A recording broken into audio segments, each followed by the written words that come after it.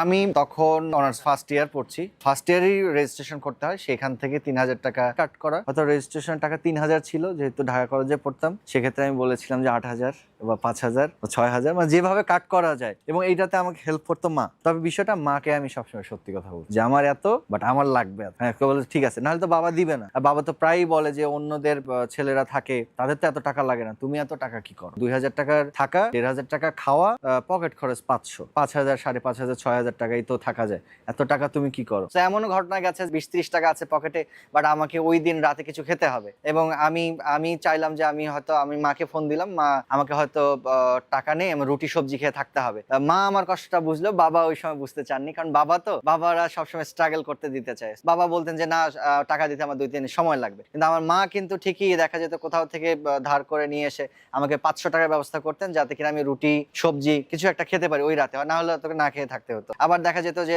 হোস্টেলে থাকতাম বা মেসে থাকতাম, মেসে মিলের টাকা যদি না দেওয়া হতো, মিল কিন্তু অফ হয়ে যেত। এরপর দেখা গেল যে পকেটে টাকা নেই, বাবার কাছে প্রতিবার চাইতে হয়, বাবা প্রতিবার বকাঝকা করে, কি করে, টাকা কি নষ্ট করে কিনা, মেয়েদের পিছনে শেষ করে কিনা। সো বাবা প্রায়ই বলতেন, দেখিস তোর ছেলে নষ্ট হয়ে যাবে, আমার মাকে বলতেন। আর মা হয়তো গুমড়িয়ে কাটতেন, কান্নাকাটি করতেন। মা না প্রত্যেকটা ইমোশনেই থাক, মানে প্রতিটা সময় এমনও হয়ে গেছে যে মায়ের কান্না ওই সাইডে মা কাঁদছে, এই সাইডে আমি কাঁদছি।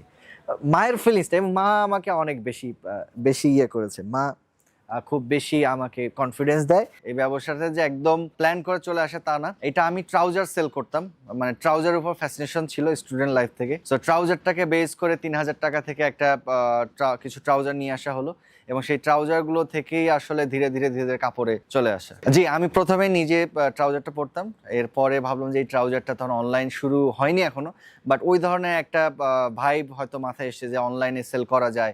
ওটা আমার মাথায় এসেছে অনলাইনে সেল করা যায়, ঠিক আছে অনলাইনে সেল করব। এরপর ট্রাউজারটা নিয়ে এসে সেই ট্রাউজারটাকে দেখা গেল যে এখন ছবি উঠাতে হবে, যে প্রমোট দিতে হলে তো ছবি উঠাতে হবে। সেই ছবিটা আমি কিভাবে উঠাবো? আমার তো কোনো স্টুডিও নাই, স্টুডিও থাকতে হবে, ফটোশুট করতে হবে, এত কিছুই নাই। তখন দেখা গেল যে আমি কিভাবে ট্রাউজারের ছবিটা উঠাবো? ট্রাউজার ঝুলিয়ে দিলাম নর্মালি দেয়ালে, দিয়ে ছবি উঠাতে গেলাম, দেখলাম যে খুব ভালো আসতেছে না, কুচকানো, আয়রন ভেঙে গেছে, মানে আমার কাছেই ভালো লাগছে না। ফ্যানটা ওপেন ছিল, হয়তো কোনো এক মোমেন্টে বন্ধ ছিল বা ওপেন ছিল, দেখলাম যে বাতাস লেগে ট্রাউজারটা ফুলে উঠছে। ট্রাউজারটা যখন ফুলে উঠছে সেই সময় ছবিটা আরো বেটার আসছে। তো এখন আমার কাছে মনে হলো যে যদি আমি একটা লাইট দেই তাহলে, কারণ ওই সময় তো আমরা দেখতাম যে বড় বড় ছাতার মতো লাইট গুলো, হ্যাঁ, সো ওটা অনেক এক্সপেন্সিভ ছিল, মেবি আমার পক্ষে সম্ভব ছিল না, যেহেতু ৩,০০০। তো সেক্ষেত্রে কিছু ট্রাউজার নিয়ে আসিস, সো প্রবলেম। তখন দেখা গেল কি আমি ওই আমার বাসার নিচেই ফার্মাসিউটিক্যাল একটা কোম্পানির গাড়ি আসতো। সো আমার তখন মনে হলো যে আমি লাইট যে বানাবো, লাইটটা শক্ত হতে হবে। তখন চিন্তা করলাম যে ঠিক আছে, ওই ৫০ টাকা দিয়ে আমি একটা ওই ঔষধের যে কার্টুনগুলো, এটাকে পারচেস করলাম। এবং আমি ইউটিউবে সার্চ করলাম, ইন্ডিয়ান কিছু পেজে বা ইয়েতে দেখলাম কিভাবে বাসায় তৈরি করা যায় লাইটটা। তো আমি ইউটিউবে দেখলাম, দেখে সেম ওইভাবেই ৫০ টাকার মেডিসিনের কার্টুনটা, এরপর ফয়েল পেপার এবং ওই যে আঠা দিয়ে আমি সুন্দর করে তৈরি করে ফেললাম। এবং সেই বোর্ডটা আমার অনেক দিনই ছিল, আমি রেখেছিলাম। এক হাতে ওইটা ধরে এবং আর এক হাতে ফোন ধরে আমাকে ছবিটা উঠাতে হচ্ছে। স্ট্যান্ড লাগবে, বাট স্ট্যান্ডটা নাই, আমার স্ট্যান্ড কেনার দরকারও নাই। এবং আমি মনে করলাম যে আমার তো দুটো হাত আছে, সো হোয়াই নট, আমি একটা দিয়ে ফোন ধরতে পারবো, একটা দিয়ে ওটা ধরতে পারবো। সো ওখান থেকে এই মজার ইন্টারেস্টিং ৫০ টাকা দিয়ে কার্টুনটা কেনা, আর বাকি সব খরচ মিলে হয়তো ১৫০-২০০ টাকার মতো খরচ হলো অল অ্যাবাউট, সবকিছু মিলে তার সহ, তার এবং হোল্ডার লাইট হয়ে গেল। তো তখন মাশাআল্লাহ ছবি ওঠানো শুরু হলো। এখন প্রথম অর্ডারটা প্রমোট দিয়ে আসে, এবং সেটা ঢাকার বাইরে। প্রবলেমটা হয়ে দাঁড়ালো যে কিভাবে আমি ডেলিভারি করব। সুন্দরবন ছিল, এসএ পরিবহন ছিল, বাট এই home to home, door to door, step to step এটা ছিল না। তো তখন করলাম কি, কোনোভাবে কাস্টমারকে কনভিন্স করে বললাম যে ঠিক আছে, তুমি সুন্দরবনে আমি দিয়ে দিচ্ছি। সুন্দরবনে দিয়ে দিলাম। যে ঢাকার মধ্যে অর্ডার পড়লো, এখন ঢাকার মধ্যে তো সুন্দরবন বাসায় গিয়ে দিবে না, আর ঢাকার মধ্যে এমন জায়গায় পড়লো যে ওনারা বাসায় ডেলিভারি চাচ্ছে। তো তখন আমি করলাম কি, ঠিক আছে তাহলে নিজেই একটা ব্যাগ নিলাম, কাঁধে ব্যাগ নিলাম, ২০০-২৫০ টাকার একটা ব্যাগ কিনলাম। আমাকে কল করলেন এবং আমি ওদের বাসায় গিয়ে পৌঁছে দিলাম আমি নিজেই। পরের দিকে কুরিয়ারে আসা শুরু করলো। ৩ মাস হয়ে গেল, আর একটু বড় অর্ডার নিয়ে কুরিয়ারে আসা।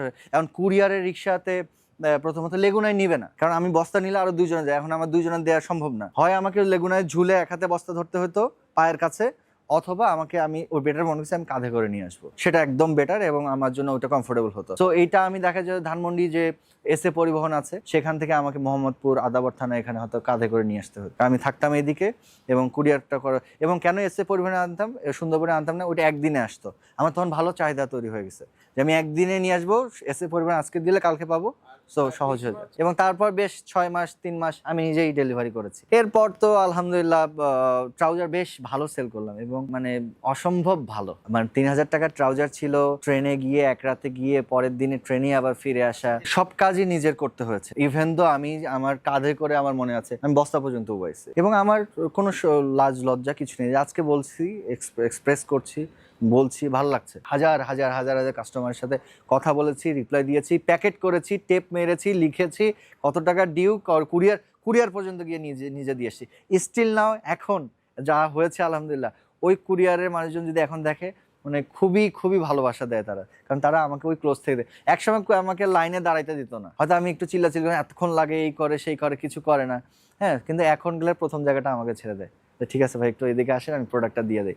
এক্সপোর্টের যে বিষয়গুলো আমি তোমাকে একটু দেখাই। এই যে জ্যাকেটটা অলমোস্ট $175 মেবি। তো আমার কখনোই সাধ্য হতো না যে এই প্রোডাক্টটা আমি $173-75 দিয়ে, বাংলাদেশের এমন কোনো জায়গা নেই এক্সপোর্ট পাওয়া যায় না, বাট কোয়ালিটি এবং আপনাকে শতভাগ কিউসি প্রোডাক্টটা নিতে হলে অবশ্যই সেটা ভালো জায়গা থেকে নিতে হবে। যেগুলো কোথাও রিজেক্ট আছে, ফুটা আছে, সেটাই আমরা নিয়ে এসে সেল করি, মানে এক্সপোর্টের ক্ষেত্রে বাঙালিরা আমরা যেটা বলি, হ্যাঁ। সো আসলে ওইটার কোনো সুযোগ নেই। আমরা সবসময় কিউসি প্রোডাক্টটা নিয়ে কাজ করি, এবং শতভাগ কিউসি প্রোডাক্ট। আপনার যেটা পছন্দ হবে আপনি নেবেন, যদি কোনো প্রবলেম মনে হয় এসে এক্সচেঞ্জ করতে পারবেন। এটা যেমন আমি একটা দেখাই, এটা জারার একটা শার্ট, অ্যাবস্ট্রাক্ট ফেব্রিক্সের জারার একটা শার্ট। সো এগুলো একদমই লিমিটেড, না আছে সাইজ, না আছে কালার, কিচ্ছু না, যখন যেভাবে আসে ওইভাবে আমরা সেল করি। আমাদের এখানে আসলে Zara, Tommy, CK, Ralph Lauren, Hugo Boss, Puma, Mark and Spencer, project র, 20-25-50টা ব্র্যান্ড তো পাবেনি, তবে মিক্স, কোনো সাইজ রেশিও নেই, কিছু নেই। এটা হচ্ছে একটা র্যাংলার ব্র্যান্ডের কার্গো, এটা হচ্ছে কার্গো প্যান্টস, হ্যাঁ। আবার এখানে আসছে দেখো, এখানে যে এগুলো প্যান্ট এসছে 8 পকেট, এটা হচ্ছে 8 পকেট, এটা অলমোস্ট €39.99 অ্যালকটের, ঠিক আছে। এই টাইপ অনেক ব্র্যান্ড আছে, এপাশে পোলো আছে। এই যে জ্যাকেট নর্থ ফেসের, এটা আমার কাছে আছে, ওই যে বললাম, এবং 4 পিস আছে। এইটার নাকি অনেক কালার হয় নর্থ ফেসের, বিভিন্ন কালার, স্টুডেন্ট যারা আছে কালারফুল পছন্দ করছে, প্রাইসেও কম নিয়ে যাচ্ছে, বাট আমার এইটার দাম মিনিমাম 10,000 টাকার উপরে যেতে হবে, এবং এগুলো কোনো কালার নেই, কোনো সাইজ নেই। 6 পিস ছিল, এখন 4 পিস আছে, 2 পিস সেল হয়ে গেছে। তো সবই কি অরিজিনাল সম্ভব? Baby, you